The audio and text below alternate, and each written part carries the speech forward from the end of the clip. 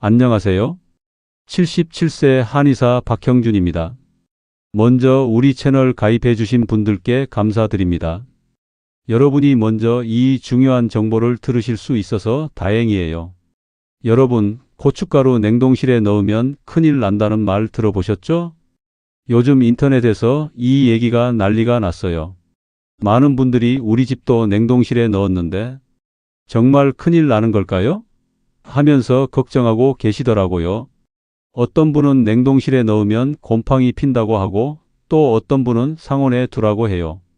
그런데 말입니다. 저는 40년 넘게 한의학을 공부하면서 늘 강조해 온 게 있어요. 건강 정보는 반드시 제대로 된 근거가 있어야 한다는 것입니다.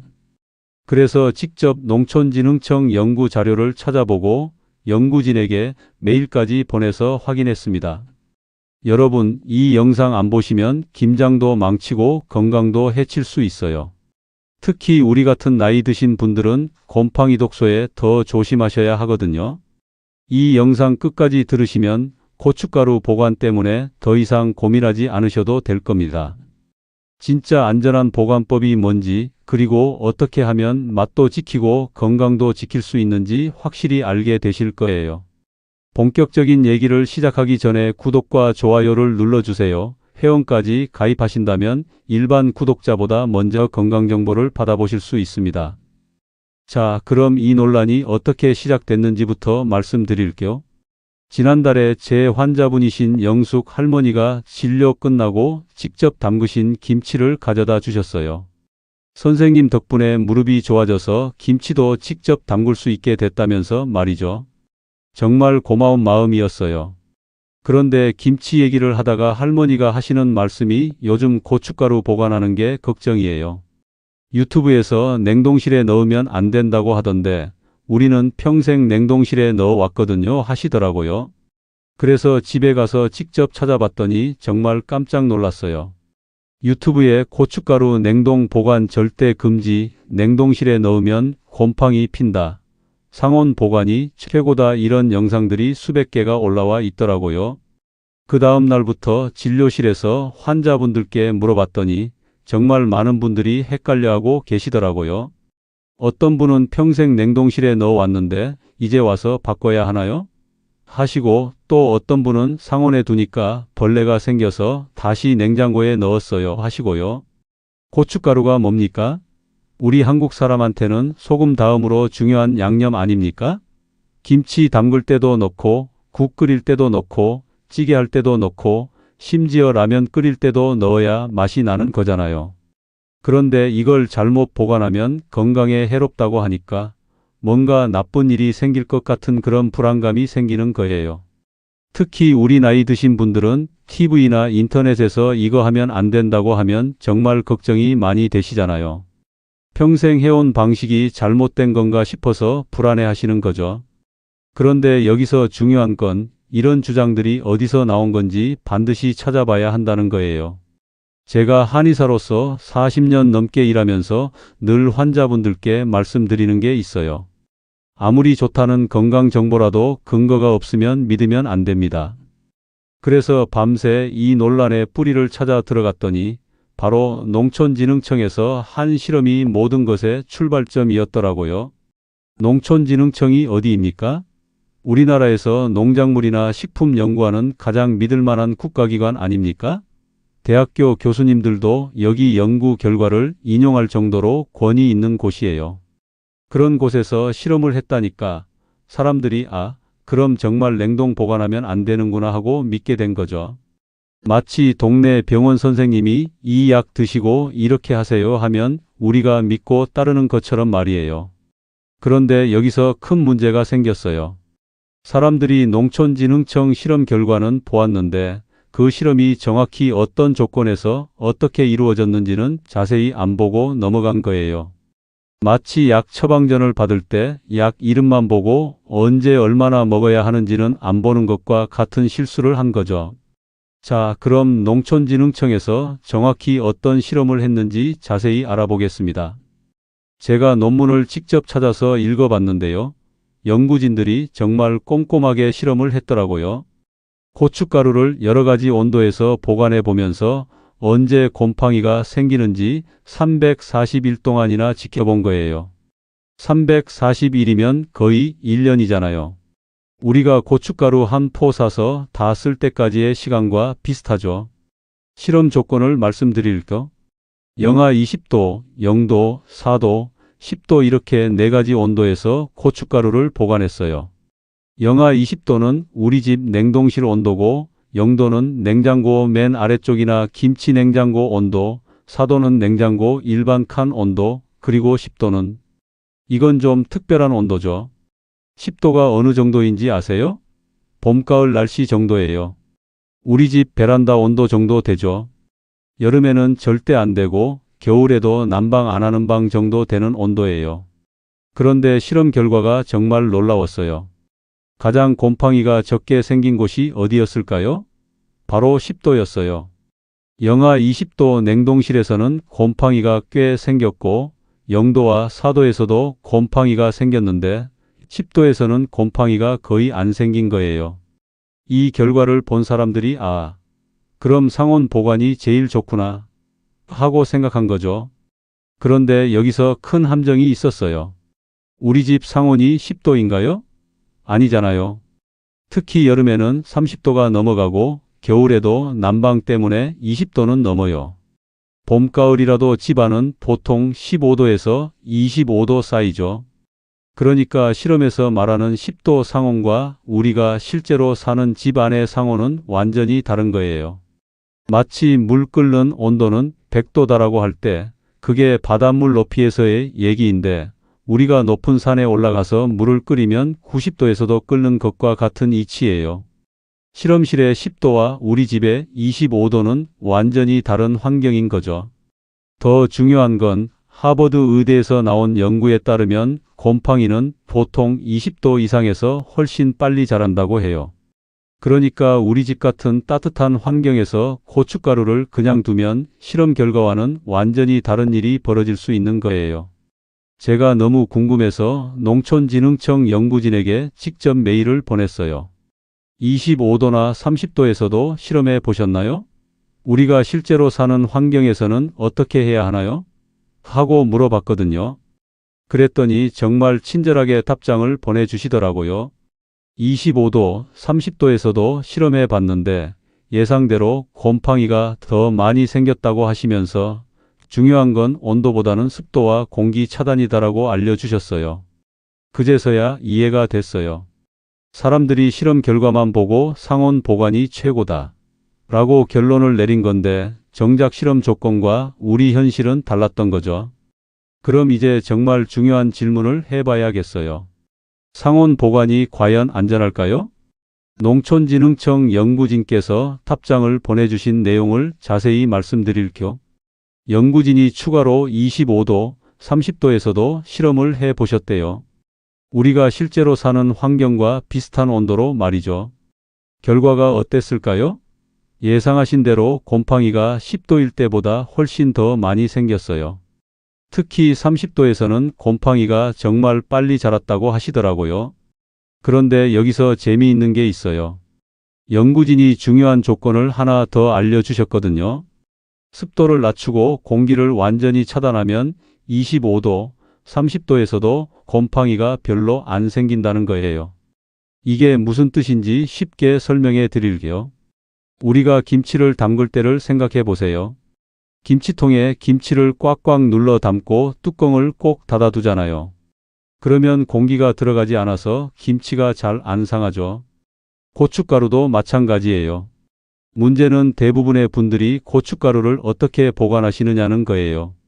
제가 환자분들께 물어보니까 많은 분들이 고춧가루를 산 그대로 비닐봉지에 넣어두거나 아니면 큰 통에 담아서 뚜껑만 덮어 두시더라고요. 심지어 어떤 분은 냄새 날까봐 뚜껑을 살짝 열어둔다고 하시는 분도 계셨어요. 이렇게 하시면 아무리 온도가 좋아도 소용없어요. 공기와 습기가 계속 들어가니까 곰팡이가 생길 수밖에 없거든요. 서울대 식품영양학과에서 나온 연구를 보면 곰팡이가 자라는데 가장 중요한 조건이 바로 공기와 습도래요. 온도는 그 다음 문제고요. 그래서 상온 보관이 가능하긴 한데 조건이 있어요. 완전히 밀폐해야 한다는 거죠. 그런데 여기서 또 다른 문제가 생겨요. 우리 집에서 완전 밀폐가 쉬운 일인가요? 생각해 보세요. 고춧가루를 쓸 때마다 통을 열어야 하잖아요. 국 끓일 때도 넣고, 김치 무칠 때도 넣고, 볶음 요리할 때도 넣어야 하니까 하루에도 몇 번씩 열게 되죠. 그때마다 공기와 습기가 들어가는 거예요. 아무리 뚜껑을 꼭 닫는다고 해도 계속 열고 닫다 보면 완전 밀폐는 어려워져요. 특히 우리 나이 드신 분들은 손목 힘이 약해져서 뚜껑을 아주 꽉 닫기가 힘들 때도 있잖아요. 그러면 자연스럽게 공기가 들어가게 되는 거죠. 그럼 냉동 보관은 어떨까요? 많은 분들이 냉동실에 넣으면 곰팡이가 더 생긴다고 알고 계시는데 과연 그럴까요? 여기서 정말 중요한 사실을 하나 알려드릴게요. 냉동실에서 곰팡이가 생긴 건 아니에요. 이미 있던 곰팡이가 죽지 않고 살아 있었던 거예요. 자, 이제 정말 핵심을 말씀드릴게요.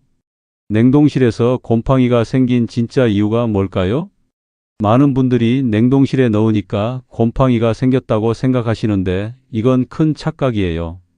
곰팡이가 냉동실에서 새로 생긴 게 아니라 이미 있던 곰팡이가 죽지 않고 그대로 살아 있었던 거예요. 이게 무슨 말인지 쉽게 설명해 드릴게요. 우리가 생선을 냉동실에 넣어두면 몇 달이 지나도 상하지 않잖아요. 그런데 그 생선을 다시 꺼내서 해동하면 어떻게 될까요? 살아있을 때와 똑같이 신선한 상태로 돌아오죠. 곰팡이도 마찬가지예요.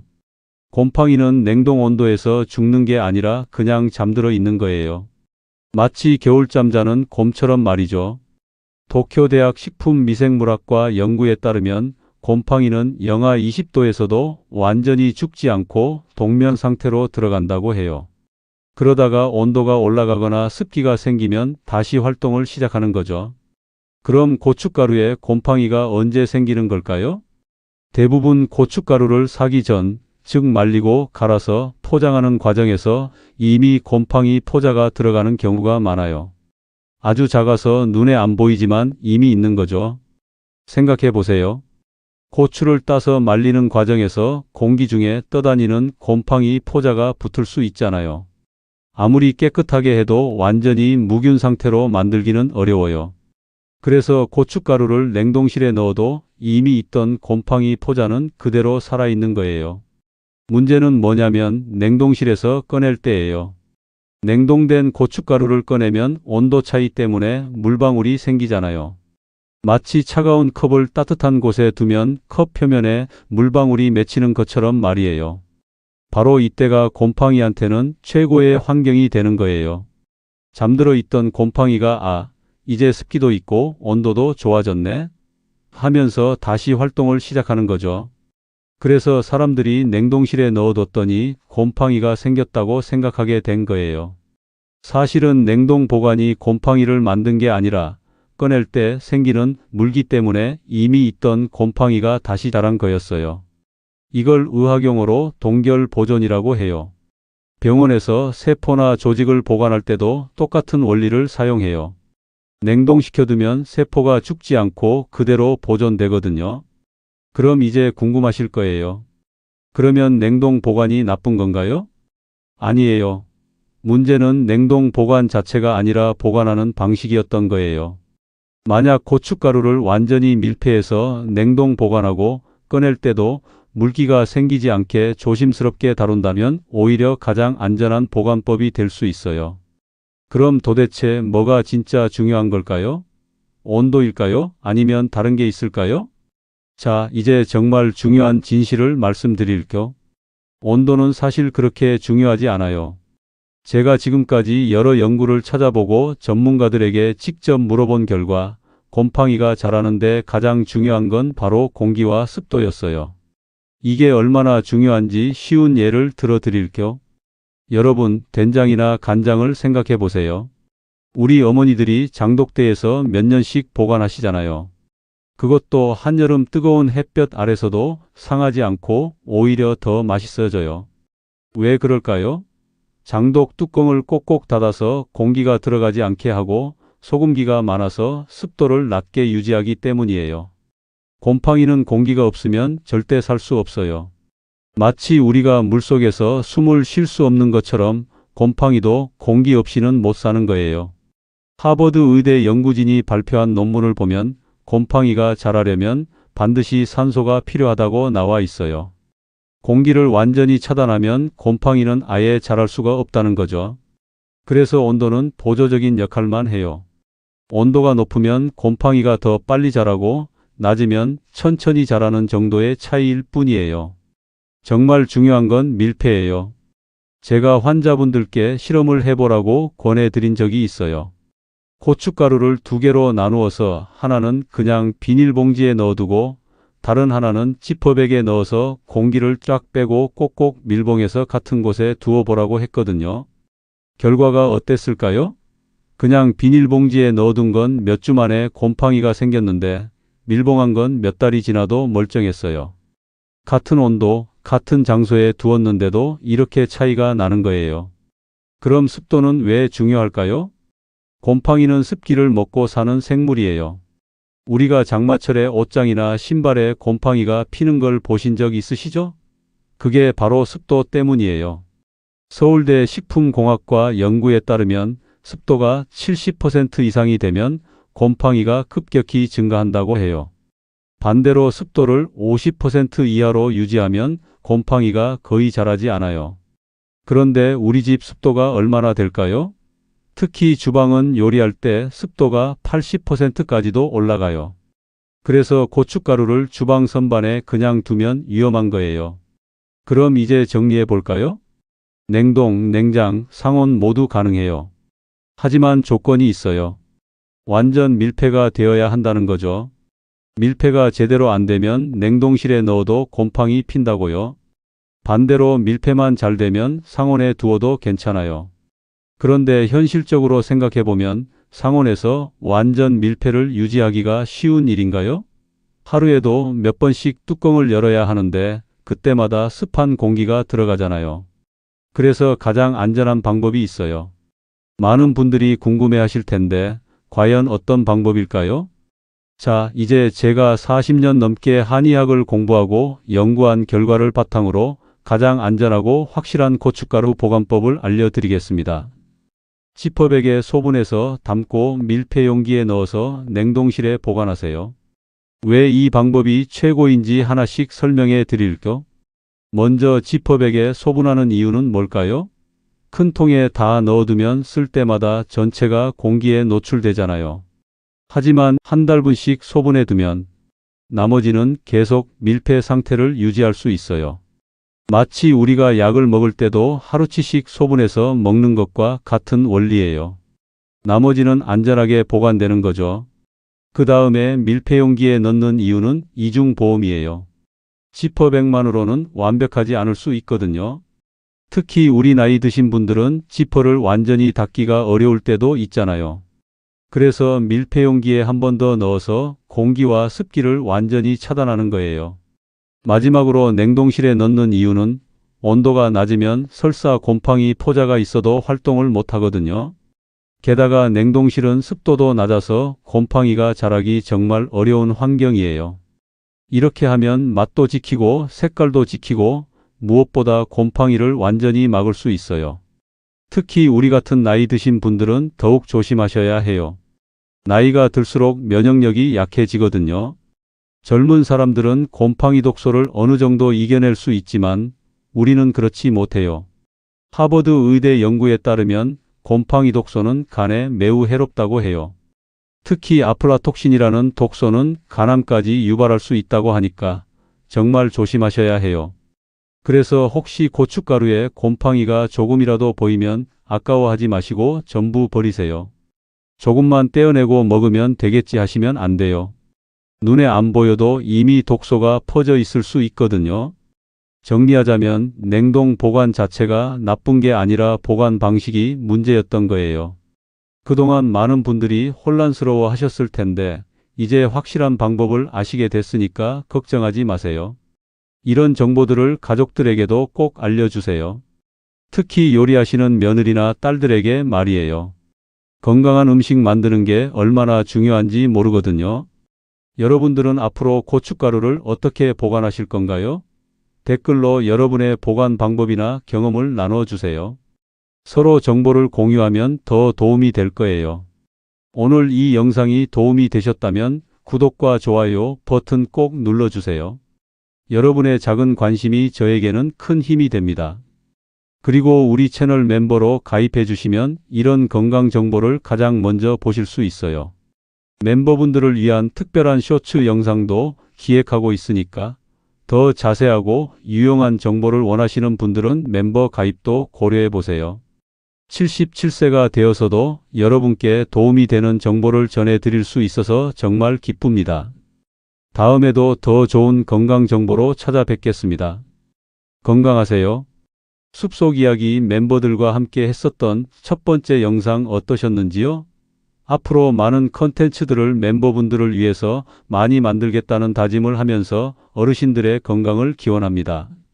남두련님, 이영은님 두 분께 특별한 감사의 말씀을 한 번 더 올립니다. 이어지는 다음 영상과 추천 영상도 시청하셔서 노년에 필요한 정보를 놓치지 마세요.